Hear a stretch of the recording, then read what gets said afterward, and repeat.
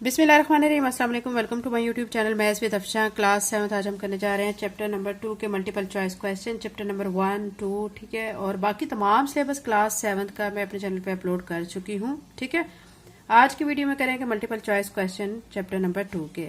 इसमें फर्स्ट पे कहा गया select the correct answer from the given option. आपने सिलेक्ट करना है जो आंसर आपका बिल्कुल ठीक हो। आपको ऑप्शन दिए गए इनमें से फर्स्ट पे कहा गया which number gives -2/5 when added to 4/7, ठीक है।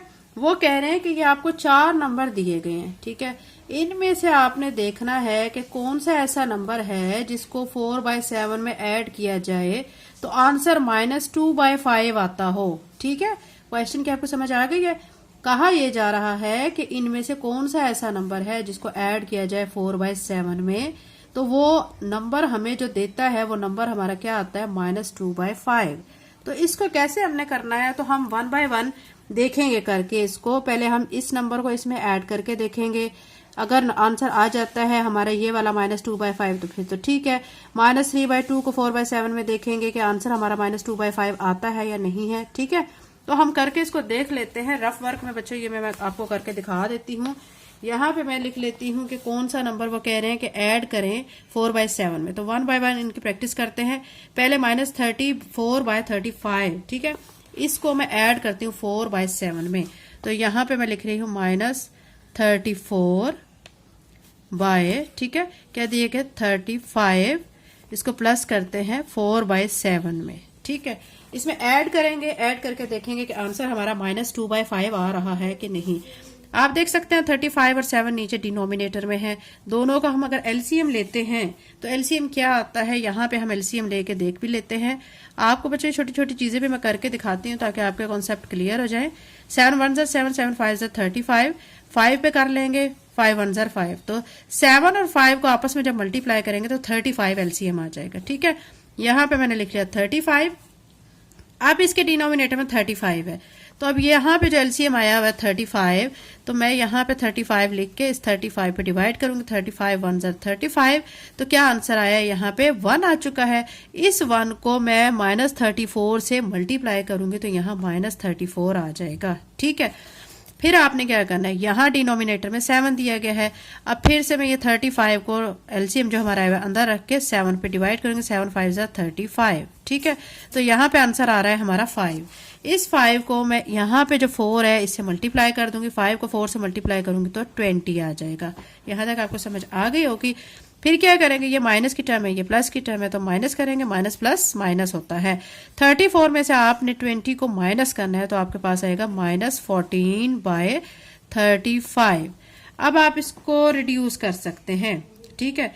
आप इसको 7 के टेबल पर रिड्यूस कर सकते हैं। 7 2 14, 7 5 35, तो हमारा यहाँ से रिड्यूस होकर -2/5 आ रहा है, ठीक है।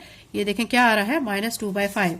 आप देखें बच्चों के उन्होंने हमें यही कहा था कि आपने देखना है कि इनमें से कौन सा नंबर है जिनको इसके साथ ऐड किया जाए तो वो हमें सॉल्व करने पे ये नंबर देता है। तो हमने जब पहला किया है तो पहले भी हमारा आंसर आ गया है, हमें बाकी को करने की जरूरत ही नहीं है, ठीक है। तो हमारा ऑप्शन ए ठीक है। तो हम ए को क्या करेंगे, टिक लगा लेंगे या इसको सर्कल कर लेते हैं, ठीक है। अब नेक्स्ट वाले को देखते हैं। नेक्स्ट में हमें क्या कहा गया है, which of the following is the ascending order of the number. वो कह रहे हैं कि ये आपको दिए गए हैं कुछ नंबर, इनको आपने असेंडिंग में करना है। असेंडिंग में करके जो आंसर आएगा आपने देखना है कि आपका चारों में से कौन सा आंसर इसका ठीक आ रहा है या उसके साथ मैच हो रहा है। असेंडिंग का बच्चों आपको आइडिया है कि हमने क्या करना है, छोटे से बड़े डिजिट की तरफ जाना होता है, ठीक है। वैल्यू हमारी छोटी होगी, फिर उससे बड़ी वैल्यू, फिर उससे बड़ी वैल्यू, फिर उससे बड़ी वैल्यू की तरफ जाना होता है। अब आप यहाँ पे गौर करेंगे ना यहाँ पे आपको सबसे छोटी बज़ाहिर वैल्यू जो नजर है ना वो क्या आ रही है, 0। लेकिन याद रखें बच्चों कि 0 से पीछे भी वैल्यू होती है जो नेगेटिव में जाती है, और वो वैल्यू नेगेटिव वाली वो ज्यादा छोटी कंसीडर होती है 0 से भी। तो ठीक है। तो अब हम जब इसको असेंडिंग ऑर्डर में अरेंज करेंगे तो हम अरेंज करते हुए पहले सबसे पहले हमारी छोटी वैल्यू ये है -1/2। मैं यहाँ पे लिख के आपको दिखाती हूँ, -1/2 लिखेंगे।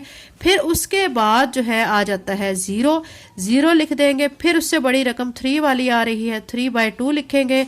फिर उसके बाद ये 5 वाली टर्म आ रही है, 5/2। अब ये हमारा जो आंसर आया ना, देखते हैं कि हमारे गिवन ऑप्शन में से किसके साथ ये मैच हो रहा है। देखिए -1/2, 0, 3/2, 5/2 ये हमारा आंसर आ रहा है। फर्स्ट पे दिया गया 0, 3/2, -1/2, 5/2 नहीं, इसके साथ मैच नहीं हो रहा है। बी पे दिया गया -1/2, यहाँ पे हमारा फिर 0, इधर भी 0, हमारा 3/2, इधर भी 3/2, इधर 5/2 और यहाँ पे भी 5/2, तो ये हमारा मैच हो रहा है बी के साथ। तो बी को हम टिक लगा लेते हैं या सर्कल कर लेते हैं, ठीक है। फिर उसके बाद देखें बच्चों, थर्ड पे कह रहे हैं which of these is not subset of rational number. वो कह रहे हैं इनमें से कौन सा जो है वो सबसेट नहीं है, ठीक है, रैशनल नंबर का। तो सबसेट जो नहीं होता है वो इररेशनल नंबर आ जाएगा, ठीक है। फिर कह रहे हैं 4 पे which property is represented by the following a minus b not equal to b minus a. वो कह रहे हैं कि इसमें कौन सी प्रॉपर्टी जो है वो रिप्रेजेंट की जा रही है। तो इसमें बच्चों यहाँ पे मैंने आपको दिखाना था कि यहाँ पे आप देख सकते हैं पेज नंबर 23 पे ये देखें a minus b not equal to b minus a, यही हमें दिया गया है ना। तो ये कम्यूटेटिव प्रॉपर्टी है, ठीक है। तो ये जो हमें दिया गया है ना, तो ये कौन सी टर्म आ रही है, कौन सी प्रॉपर्टी आ रही है, तो हम इसमें कम्यूटेटिव प्रॉपर्टी को लिखेंगे।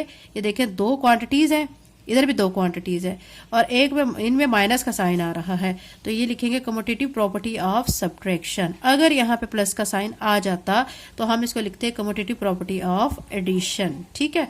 तो हमारा ये बी ऑप्शन ठीक है, हम बी पे इसको क्या कर लेते हैं, इसको टिक लगा लेते हैं। आगे आपको कहा गया which of the following fraction is greater than 5/7। वो कह रहे हैं कि 5/7 से बड़ा कौन सा इनमें से नंबर है, ठीक है। अब 1/2 ये तो छोटा है, ये तो हमें नजर आ रहा है 5/7 से छोटा है, इसको तो हम शामिल ही नहीं कर सकते। फिर हमें कहा गया 8/9, ठीक है। 8/9 को भी हम देखते हैं, लेकिन पहले 22/33 को देखते हैं। तो ये देखें कटिंग होके 2/3 बनेगा। तो हमारा जो 2/3 आ रहा है ना 5/7 से, फिर क्या है, छोटा है। हमें तो उस नंबर को देखना है जो 5/7 से बड़ा हो। अब इसको भी रिड्यूस करते हैं, 2 2 जार 4, 2 1 जार 2, 2 5 जार 10, तो 2/15 ये भी क्या आ रहा है, इस नंबर से छोटा आ रहा है। तो हमने देखना है कि जो 5/7 से बड़ा हो, तो वो 8/9 है जो कि 5/7 से बड़ा है, ठीक है। तो हम बी को टिक लगा लेते हैं।